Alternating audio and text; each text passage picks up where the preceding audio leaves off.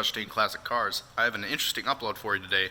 Pat has a 1967 Plymouth GTX in the back that he's very proud of and would definitely like to tell you all about what he's done to it.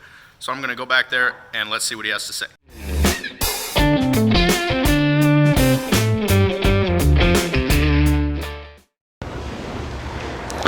Hi, this is Pat with Unique Specialty and Classics. I'm the head tech here back in the shop. Just want to show you a little car that we've done a lot of work on. Pretty proud of this car.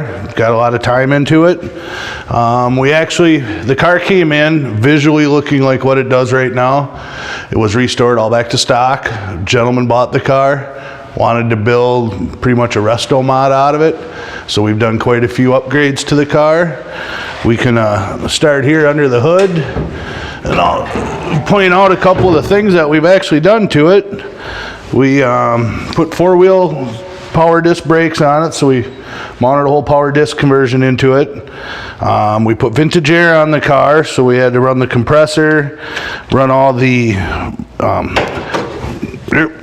stuff for the radiator, all the cooling lines, all the hoses, because it's actually a vintage air and heat setup, so the factory air box, everything all had to come out of the inside. And then we had to mount vents into the car because it had no vents of any sort.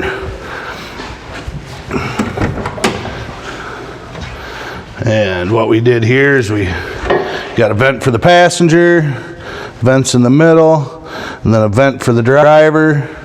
And then if we go around the other side, we also put a quick steering box into it. We put tilt steering, aftermarket tachometer, because this car did not have a tachometer. So we put full tilt in it, aftermarket wheel, aftermarket tach. We were able to keep all the factory heat controls so that a person would never know that there was air conditioning into the car, besides the vents, of course.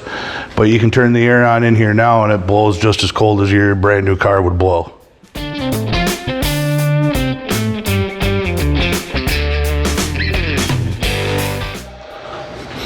Okay, so now that we're under the car, we can carry on and show you what else we've done.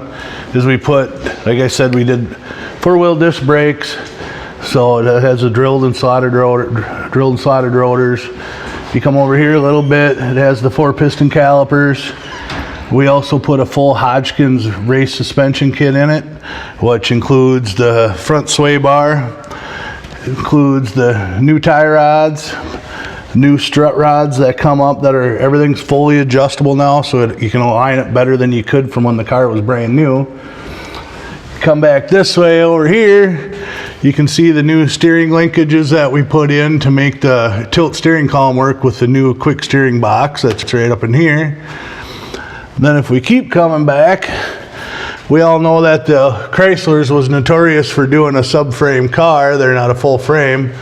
So we put in the Hodgkin's subframe connectors, which run from the leaf spring right up to the front frame, and then you weld the perch in up here and weld it all together, so everything ties up and it really stiffens the body up.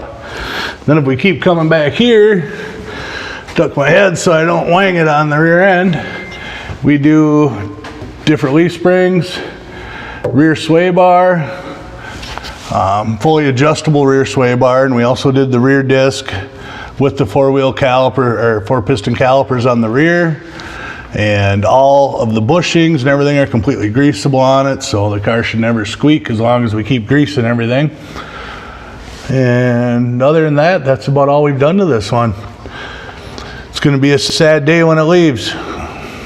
If you need any work done or any questions, go ahead and feel free to call Unique Specialties. Ask for Travis in the service department. He's my service writer. If he does not know the answer, he'll come to Rich or myself and get you the right answer or get you a quote on what you want to do to your car.